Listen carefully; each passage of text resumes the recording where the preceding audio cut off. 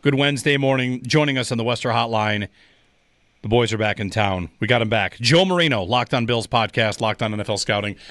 Always a pleasure to have him on the show. Joe, good to have you back. We gave you like a month off, post Super Bowl. Come down, take some time. You still did your work with Locked on Bills and everything you do, but we're thrilled to have you back.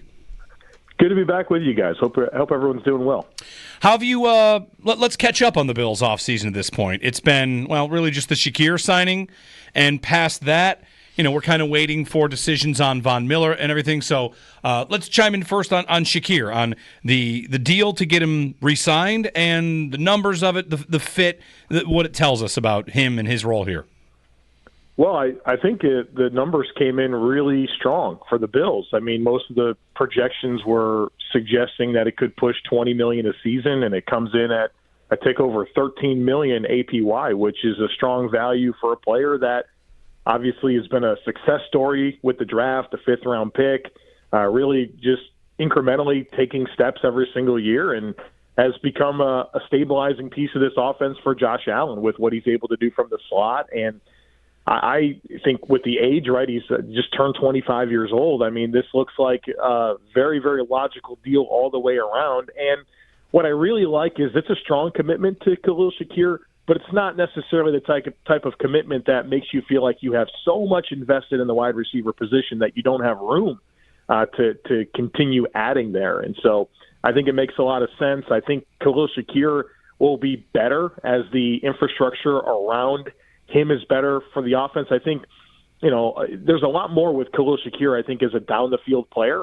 And I think last season he kind of fell into this, okay, we just got to have manufactured touches, get him the football, let him create after the catch, maybe a choice route occasionally from the slot. But I think as the Bills shore up the outside players, as they, hopefully establish more with Dalton Kincaid, that there's going to be more opportunities for Kincaid to be an even bigger piece down the field for this offense, because, we saw that in a big way last year. When I say last year, I mean 23, really, when Brady took over, and I'm excited to hopefully see that more as part of what he offers this offense moving forward. On Shakir and where he goes from here, I like to point out that a lot of his yards after catch is kind of baked into the offense. It's not a slight to him. It's the marriage of Shakir and Joe Brady's system has been a really nice one. When you watch him play, Joe, do you see a lot more that they could do with him? And you kind of alluded to it there, does unlocking that come down to getting attention focused elsewhere, whether that's on Kincaid or it's on the outside? Yeah, I do think so. And I go back to 2023, and they love that slot fade with him. A lot of times with him being able to get down the field and win outside the numbers, kind of aligning from the slot, but then working towards the sideline. And there's a lot of production like that I think is still available. I think he's a good down the field, middle of the field type player. And I think it comes down to, can the Bills get more from the outside receivers? Because the Bills face so much man coverage. I think it's like back-to-back seasons where they face the highest percentage of man coverage of any team in the NFL. And to me, that's a direct slight on the outside receivers and the lack of respect that opponents have, and don't feel like they have to do anything other than just man it up and space the field how you want. And that's going to lead to a lot of one high, middle of the field closed looks, which takes away from Khalil Shakirs. So I think if you get better on the outside, you're going to unlock even more with Khalil Shakirs, which is exciting because we know there's a lot of chemistry and a lot of efficiency when Josh Allen throws the ball to Khalil Shakirs. How much of that is going to be Coleman taking a step? They've talked about him repeatedly, how they were kind of let down from the point when he comes back from the injury to the end versus, what Coleman was beginning of the season. And then also, Joe, like their investment at the position in the offseason, whether that's the draft or free agency. You've talked about Josh Palmer, right? So there are ideas. Yep. There's just not a lot of big ideas unless Adams is available, I guess. Well, yeah, I think step one is the Bills need to be right about Keon Coleman. And I think, even everyone knows that I was pretty low on the idea of Coleman. And by about week 9, I was getting excited.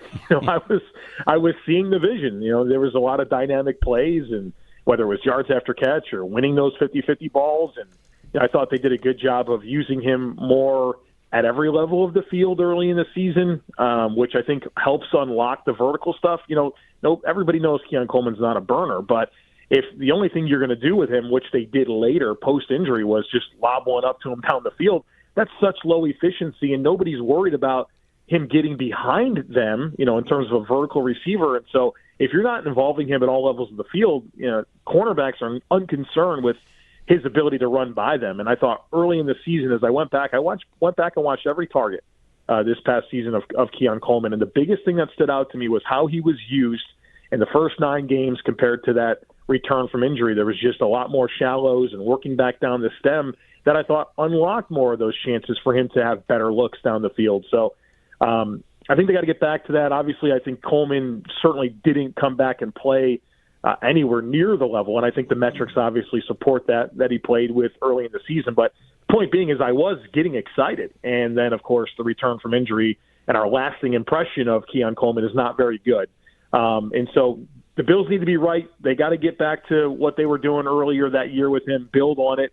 And then, I think it is coming down to finding another option outside. And I'm not really in support of Amari Cooper coming back. I saw that was a Matthew Berry with the nugget out there about, a Bills source saying that, his days as like a true number one are over. And I thought that was pretty clear when you watch the tape. I know he had a wrist injury, but the wrist injury doesn't have anything to do with separation quickness or, burst or vertical speed. I just didn't see the same type of juice out of Amari last season for the Bills. And so, I think they do need to make another investment for an outside receiver. And, look, they could go after Devontae Adams. I don't know how much you want to rely on him at age 32 coming in. Maybe it is a Josh Palmer, who's metrically a player that I'm very excited about with his route win rates against man coverage. Maybe an early draft pick, but I do think they got to shore that up so they can really get what they want out of Shakir and, of course, even Dalton Kincaid. To Adams and the idea, Joe, how much about what they need for that final piece, and we're going to get to the defense, of course, but we started here with Shakir and the offense. How much of that final piece of the offense is about the type of player, and how much is about the caliber of player? And I guess where does, maybe caliber of player trump the type? Because field stretch is the thing we're hearing a lot of, and I don't know if you feel like Devontae Adams is going to give you that. Adams was good last year. So what's your balance for that final piece? I think it's probably more type of player, to be honest with you, because I don't feel a ton of urgency that the Bills need to go and add a guy that can come in and command 100 targets. I don't necessarily feel like that's what they need. I think they need somebody that can come in and command 50 to 75 targets and give the Bills a route winner, right? Somebody that can beat man coverage, somebody that's going to make teams think twice about just letting their corners play on an island against the Bills' outside receivers. And would it be great if that player had vertical elements to his game? Of course. But I think you can probably double down and get yourself a steady player on the outside. I'm a big fan of Josh Palmer from the Chargers as a kind of a bargain type investment. But I think you want to double down there and get yourself a player that has some verticality to their game, a true speed threat, somebody that other teams are worried about that can win down the field. And that, I think, opens up your spacing overall as well. So ideally, you can get that all in one player. I'm not sure who that is outside of maybe Darius Slayton. But ideally, it's a route winner, a field stretcher, and I think you've got a really good-looking wide receiver core to build off of the foundation you laid last season. To the defense, Joe. Before we do that, can I get a thought on Slayton quickly? Because people know the name, and he's been durable for the Giants. What do you think of him? I like Darius Slayton, and there's a lot of very clean elements to his fit, like I kind of already said. Like, he is the one player that definitely profiles as a true outside player that gives you vertical speed, right? A 4.3 guy. And, I think Slayton, man, he's not had like eye-popping numbers, but good Lord, the quarterbacks have been terrible with the Giants. And he's led the team in receiving 4 out of 6 years. I think that says something. And, 6'1", 190 pounds, so he's not like a little guy that you can fit in your pocket, 4.39 speed. And he has been durable, right? There hasn't been injury concerns there. I think it just comes down to you're probably looking at, I would guess, north $15 million a year or more. And sure, but the thing is, the Bills are not going to be able to make a big-ticket investment to solve all of their primary needs. So where do you choose to make a concession? Is it at corner? Is it at this receiver spot? I don't think it should be the defensive line, but I'll at least put it out there. Where do you find the economic path? And I find myself leaning towards either receiver or corner, but there's a lot of different ways to get this done. That's where I kind of wanted to go next, Joe. You can include receiver if you want for this, but like defensively, what do you think they should have done? Like, what would you want them to have done before the draft when it comes to free agency? Like, line has got to be top of that list, right? Not to say there wouldn't still be room to draft someone in the first round, but maybe more so at corner or somewhere else. They could just not have a big ticket item next week, and we still think, okay, well, they'll just draft a guy. Yeah, I think the Bills' most significant resource allocation has to come to the defensive line. I think it's just glaring, right? I mean, they need more impact there, and I think it takes away from the entire defense when you're not being able to affect the quarterback to be able to win the line of scrimmage like you need to. Like, every level of the defense suffers from that. And so certainly I think they should add some players in the draft, even with high picks, but the most significant free agent dollars that they spend needs to be on players that can come in and help provide that impact. And so I would go into the draft thinking about continuing to add to the defensive line, but feeling really good about, 2 or 3 different investments that were added. And, I think that's what everyone's talking about the Eagles, right? That's what they did the thing to the Chiefs that the Bills have been wanting to do for a long time. And it comes down to, their defensive line won the game. What's interesting about that is, I think I would love for the Bills to trade for Myles Garrett. I hope that they do. But the Eagles don't have Myles Garrett. What they have is 7 or 8 guys that are really freaking good.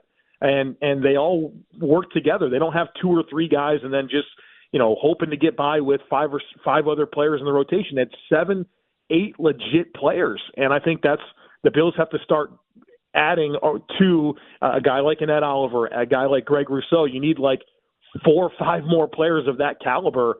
Obviously, maybe the one guy in Myles Garrett helps change that, but they got to really be able to win from multiple spots with that defensive line with more consistency. And I'd want to have that shored up as much as possible entering the draft. We hear a lot about the draft. How about free agent options there?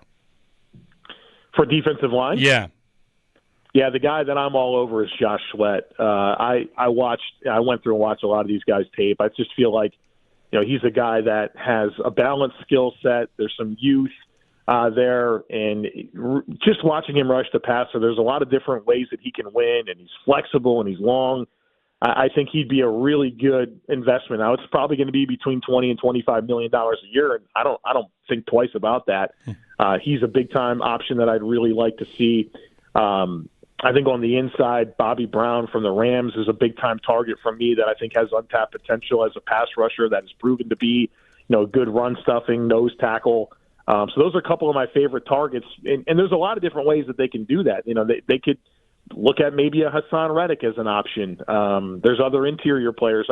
I think the good news is that there's going to be plenty of options. It's just, hey, be right about it, put it all together, and hopefully you get the impact that you've been seemingly trying to find for 8 years. Do you think there's room for them to do something like that, Sweat, a free agent, a first-round pick, and also bring Vaughn back on a restructured contract? Like, how open do you think they should be to that idea?